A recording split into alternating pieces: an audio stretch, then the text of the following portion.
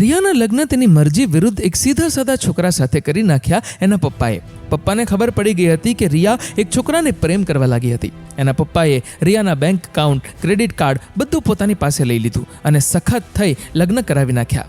રિયાને સહેજ પણ ગમ્યું નહીં. પરાણે લગ્ન તો કરી લીધા, પરંતુ છોકરાની સાથે સૂવું તો દૂર, પાસે બેસે પણ નહીં અને પોતાના પ્રેમી સાથે દિવસ રાત વાતો કર્યા કરે. એક દિવસ તેના પ્રેમીને કહે, મને અહીંયા સહેજ પણ નથી ફાવતું, હું તારી સાથે ભાગી જવા તૈયાર છું. પપ્પાએ મારા ક્રેડિટ કાર્ડને એવું લઈ લીધેલું, પરંતુ મારા ઘરેણાં અને મારા પતિ પાસે જે રૂપિયા છે એ હું રાત્રે ચોરી છુપે લઈને આવતી રહીશ. તું મારો સ્ટેશન પર ઇંતજાર કરજે.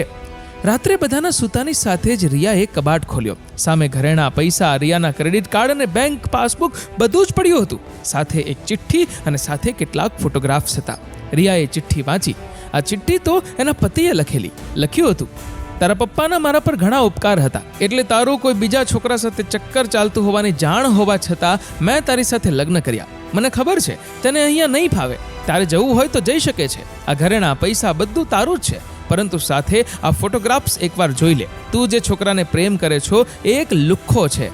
છોકરીઓને પ્રેમ જળમાં ફસાવવી અને તેની પાસેથી ઘરેણાં, રૂપિયા પડાવીને ભાગી જવું એ જ એનો ધંધો છે. તારા પપ્પાએ આ બધી તપાસ કરાવેલી. એ વખતે તારા પર પ્રેમનું ભૂત સવાર હતું અને અમારી પાસે સબૂત નહોતા, એટલે તને અમારી વાત પર વિશ્વાસ ન આવેત, પરંતુ આ જે સબૂત છે, હવે નિર્ણય તારી ઉપર છે.